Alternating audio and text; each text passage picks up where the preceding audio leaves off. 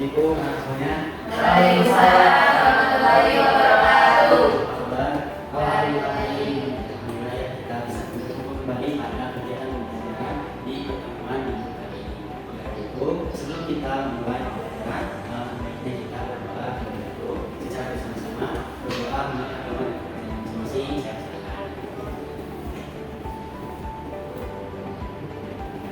Selesai. Oke. Di sini Bapak sebelum masuk ke pembahasan materi ini mengharuskan terlebih dahulu terkait materi di minggu kemarin untuk mengingat pembahasan yang kita sudah pelajari. Namun kita harus dulu ya. Yang pertama Iwan, ya, Raisa, Mutiara, Rati, Yasmin. Oke, semuanya sudah hadir ya. Alhamdulillah bisa berkumpul pada kegiatan pembelajaran sejarah Indonesia. Namun sebelumnya kita akan masuk ke sejarah Indonesia selanjutnya. Kita akan mulai terlebih dahulu di buku kemarin ya terkait sejarah Indonesia masa Hindu Buddha. Ada yang masih ingat ada berapa teori dalam sejarah Indonesia masa Hindu Buddha? Masuknya Indonesia Hindu Buddha ada berapa teori?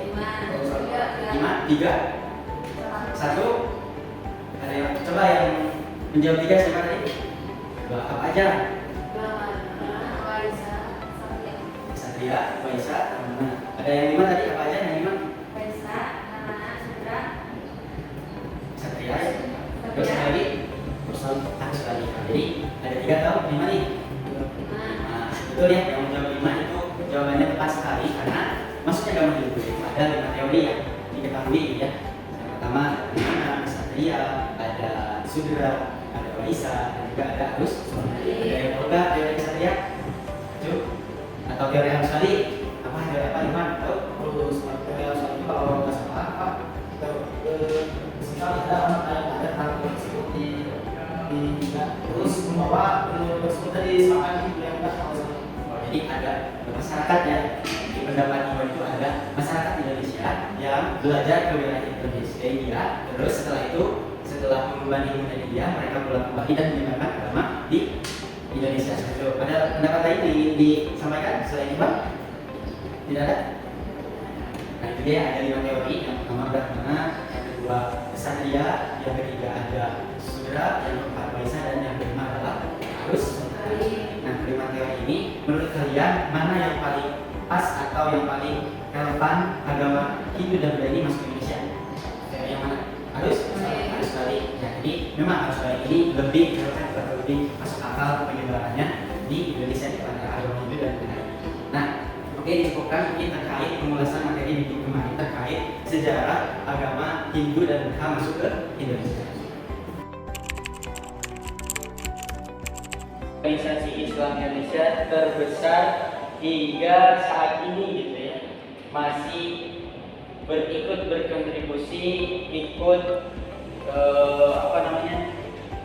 bersama perjuangan di dulu itu organisasi ini berdiri atau dibentuk oleh tokoh-tokoh organisasi Islam seperti yang ada di PPT ini. Apakah kalian mengenal tokoh-tokoh organisasi Islam ini?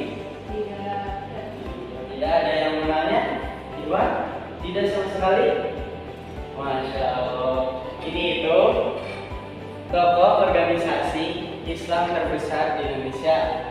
Foto yang pakai kopiah songkok ini merupakan tokoh organisasi Sarekat Dagang Islam atau Sarekat Islam yang bernama Kiai Haji Samanhudi. Nah, foto yang di tengah ini, yang kedua, ini merupakan tokoh pendiri organisasi Muhammadiyah. Dan yang foto yang terakhir, yang di ujung yang ketiga, itu adalah tokoh organisasi Islam pendiri organisasi Nahdlatul Ulama yang bernama Kiai Haji Hashim Asy'ari. Nah ini merupakan tokoh-tokoh pendiri organisasi Islam pada saat itu. Mulai dari Kiai Haji Samanhudi, terus Kiai Haji Ahmad Dahlan, dan juga Kiai Haji Hashim Asy'ari. Nah, di sini pada pembelajaran pertemuan di minggu kali ini, Bapak ingin adik-adik semuanya teman-teman siswa dan siswi berkelompok dibagi menjadi 2 kelompok saja dengan tema yang kita ambil yaitu terkait organisasi Islam pada abad ke-20, mulai dari Sarekat Dagang Islam sampai Sarekat Islam, Muhammadiyah dan juga Nahdlatul Ulama. Pembagian kelompoknya apakah mau milih sendiri atau Bapak yang bagikan setiap anggota kelompoknya gitu? Mau ditunjuk sama Bapak atau kalian milih sendiri? Ditunjuk saja sama Bapak. Oh, ditunjuk sama Bapak saja. Baik, berarti saya pilih ya, Bapak pilih Ikhwan dengan Kaisa, Mutiara, Yasmin dan juga Rati di kelompok kedua. Jadi kelompok 1 Ikhwan dan Raisa memegang judul Sarekat Dagang Islam sampai Sarekat Islam, dan juga kelompok 2 Mutiara, Yasmin dan Rati judul kelompoknya yaitu akan menganalisis terkait Muhammadiyah dan Nahdlatul Ulama. Nah, maka dari itu silakan kalian berkelompok sesuai kelompoknya masing-masing. Kelompok 1 dan kelompok 2 silakan berkelompok secara bersama-sama, jangan ada yang terpisah. Silakan berdiskusi, cari kapan berdirinya organisasi ini, apa pengaruhnya dan apa latar belakangnya organisasi ini berdiri. Silakan kalian berdiskusi setiap kelompoknya masing-masing ya.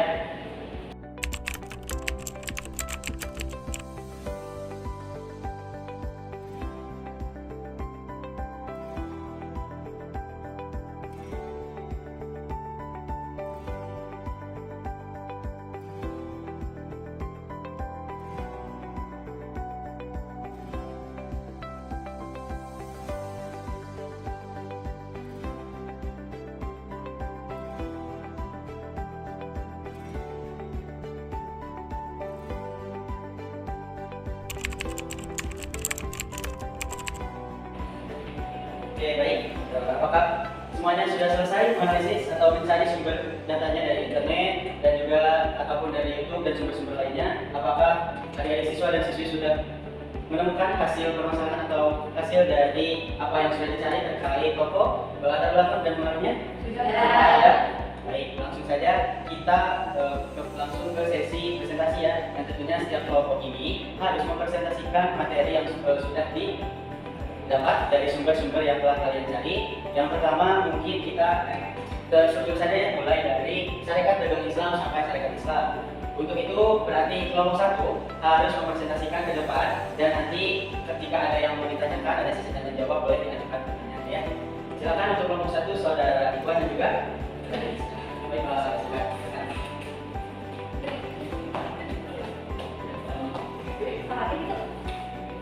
Oke, sebelum presentasi kita ingin perkenalkan diri terlebih dahulu. Silakan, saya Muhammad.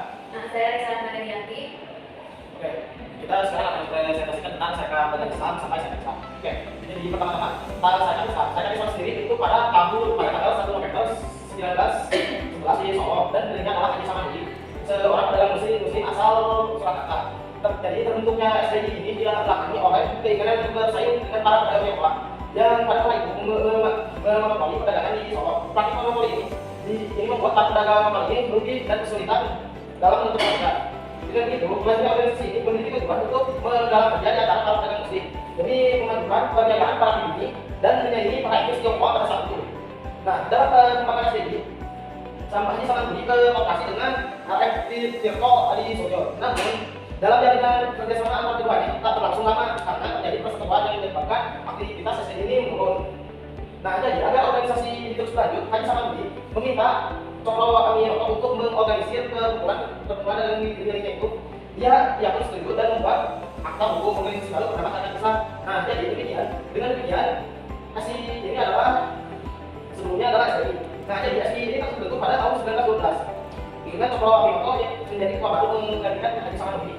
Nah, ada beberapa nama yang dimaksud agar keanggotaan himpunan ini tak terbatas oleh golongan pedagang saja, namun dapat mencakup seluruh masyarakat. Nah, selain juga dengan berganti transformasi umat organisasi ini tidak hanya dapat bergerak di bidang perekonomian, tetapi juga dapat melebarkan sayap dalam sektor politik dan sosial budaya oleh jajaran besar. Nah, tujuan terbentuknya Serikat Islam sendiri pertama, jadi mereka ini ingin membina kerjasama antar sesama anggota. Dua, menciptakan kerukunan dan tolong menolong di antara anggota. Dua, tiga, merumuskan sejumlah upaya halal dan tidak bertentangan dengan aturan pemerintah. Selanjutnya, dengan mewujudkan kehidupan yang makmur, sejahtera bagi rakyat Indonesia, membangunkan pedagang dan memajukan kepentingan rakyat. Sekali saya lakukan. Oke, baik. Di sini saya akan menjelaskan tentang bentuk-bentuk perjuangan Serikat Islam. Yang pertama ada aspek ekonomi. Sebelumnya ISI adalah organisasi dalam untuk perjuangan Serikat Islam dalam segi ekonomi. Kemudian terus berlanjut, terlebih perdagangan rakyat dari itu pernah diatur oleh pemerintah kolonial Belanda dan Cina. Saat itu fokus pergerakan ISI masih mencakup aspek ini. Yang kedua ada aspek politik. Serikat Islam juga menambahkan sayapnya ke aspek politik dengan menerbitkan surat kabar yang dinamakan Putusan Hindia. SI coba menyebarkan propaganda perjuangan. Yang ketiga ada aspek dakwah. Sejak didirikan organisasi ini sudah mengarahkan pergerakannya dalam bidang dakwah dengan melebarkan agama pada nama hitungannya. Yang keempat ada aspek sosial, yang dimana perjuangan Serikat Islam terlihat pula pada aspek sosial yang memberantas sejumlah penyakit yang tersebar di masyarakat, yakni perjudian, minum-minuman keras, pencurian, mencela, hingga kecanduan. Yang kelima ada aspek pendidikan. Status sosial rendah akibat adanya penggolongan kelas masyarakat oleh kolonial Belanda berdampak pada pendidikan masyarakat pribumi yang kurang. Pembahasan selanjutnya ada tokoh-tokoh Serikat Islam. Yang pertama Haji Samanhudin. Samanhudin adalah pendiri Serikat Dagang Islam yang menjadi cikal bakal berdirinya Serikat Islam. Yang kedua ada Cokro Aminoto yang bisa dibilang pemimpin sekaligus penggerak Serikat Islam. Ia bergabung SI atas ajakan Samanhudin yang menginginkan orang berpengalaman dan berpendidikan untuk memperkuat organisasinya. Yang ketiga ada Abu Salim. Abu Salim bukanlah jajaran tokoh Serikat Islam pada masa awal. Dia baru bergabung dengan organisasi ini sekitar tahun 1915 sebagai anggota bidang politik. Yang keempat ada Abdul Muiz. Abdul Muiz menjadi anggota Serikat Islam kemudian diangkat menjadi salah satu anggota pengurus besar karena memang juang dan kecerdasannya. Kepada anggota SI lainnya, Mutia Kerak menenangkan rasa semangat berjuang untuk melawan kolonial Belanda. Selain itu, dia juga memberikan ide untuk mengadakan sesi organisasi dengan tujuan mengeluarkan anggota SI yang telah berpengaruh paham komunis. Sekian penjelasan dari saya. Barangkali dari kami ada yang ingin ditanyakan? Perkenalkan sebelumnya saya Tiara Syarifah. Saya ingin bertanya tentang pembahasan yang dilakukan oleh Ekor tadi soal monopoli. Nah, monopoli ini menyebabkan pedagang di Indonesia itu masih dirugikan kan? Jadi saya bertanya tentang contoh monopoli itu seperti apa? Nah, jadi monopoli yang dilakukan oleh Tiongkok itu adalah dengan monopoli harga. jawabannya sedikit dan cukupkan saja untuk kelompok satu tepuk tangan dulu. Silakan bisa kembali ke tempatnya. Oke, mohon maaf. Baik, ini dia penampilan ulasan pembahasan dari tema Serikat Dagang Islam sampai Serikat Islam yang telah disampaikan oleh kelompok satu. Lanjut, kita presentasikan kelompok yang kedua terkait organisasi Muhammadiyah dan juga Nahdlatul Ulama. Saya persilakan kepada adik-adik kelompok 2 ke depan presentasikan materinya.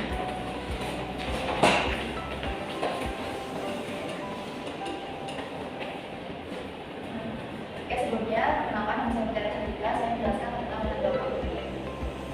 Saya ingin menjelaskan mengenai latar belakang itu.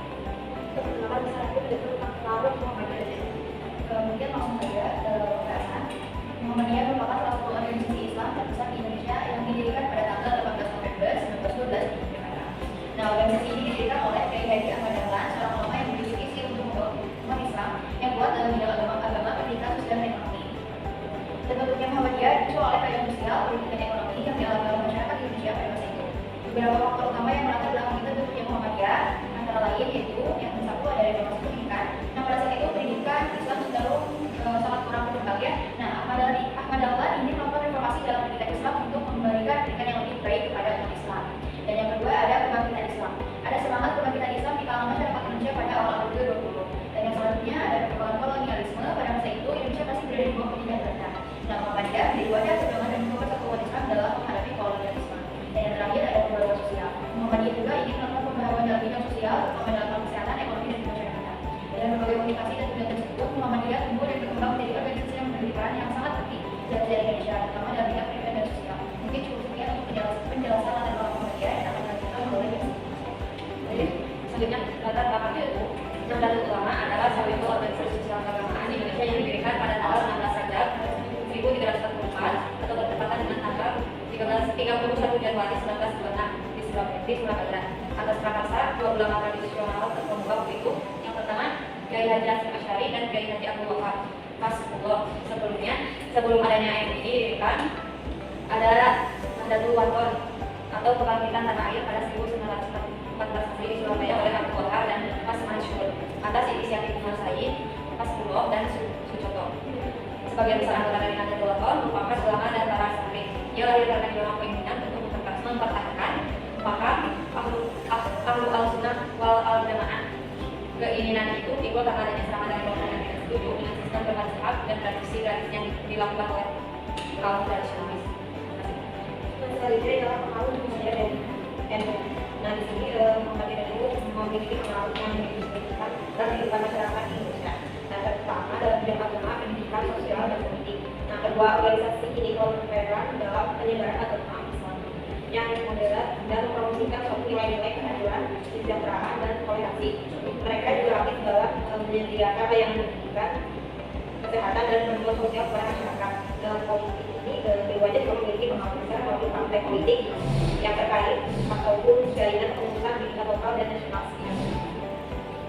Begitu sebenarnya ada yang bertanya. Oke, terima kasih. Saya juga.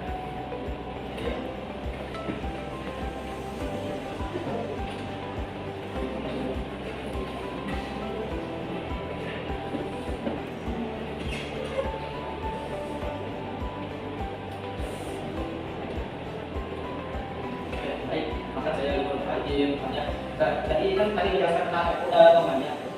Nah, jadi MUI Muhammadiyah ini berperan dalam siapa perbedaannya?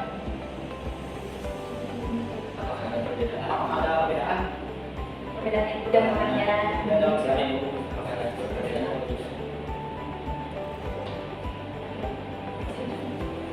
Izin menjawab. Tentunya ada ya NU dan Muhammadiyah. NU dan Muhammadiyah ada perbedaan.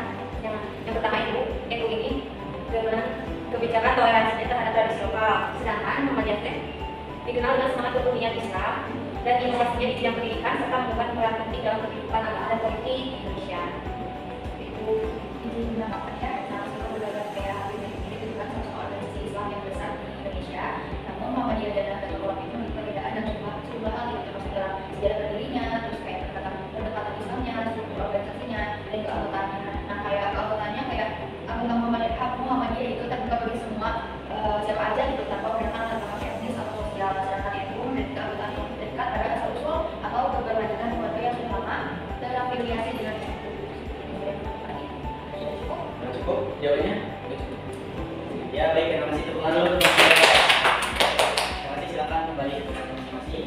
Baik, itu dia yang materi yang telah disampaikan oleh setiap kelompok terkait syarikat Islam dan juga syarikat Islam. Adapun organisasi lain seperti Muhammadiyah dan juga organisasi Nahdlatul Ulama.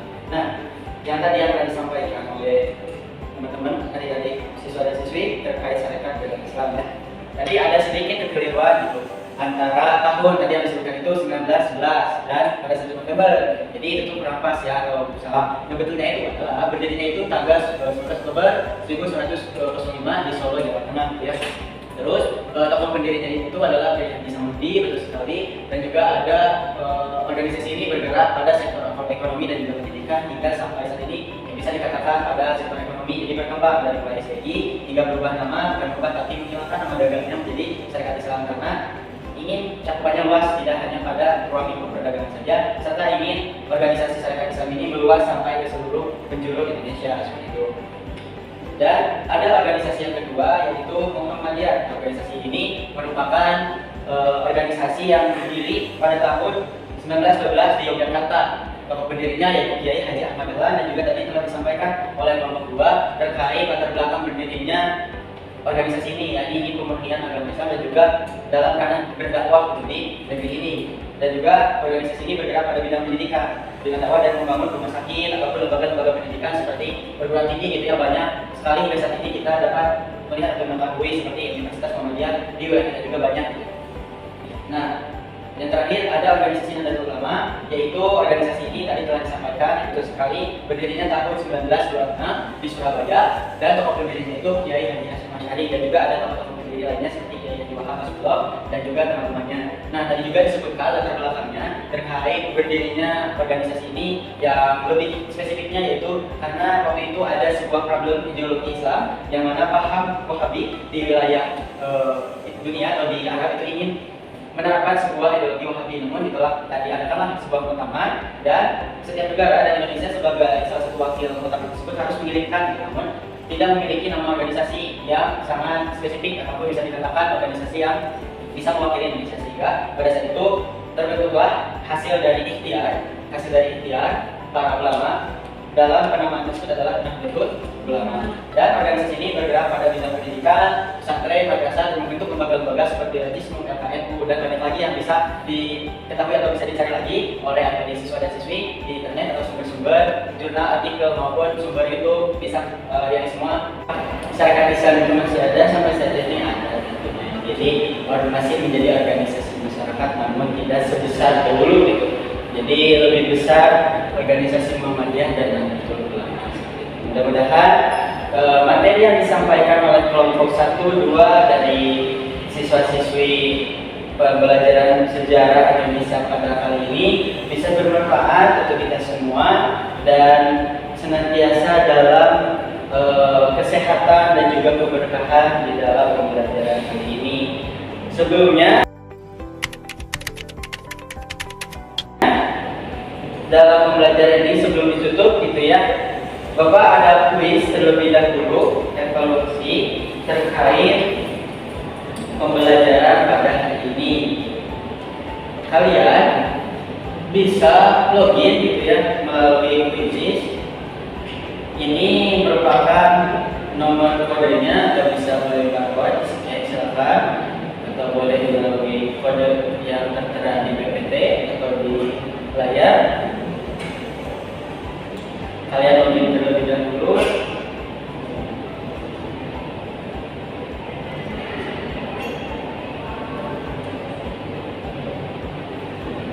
Untuk mengisi itu ya soal-soal evaluasi yang telah dibahas pada kali ini.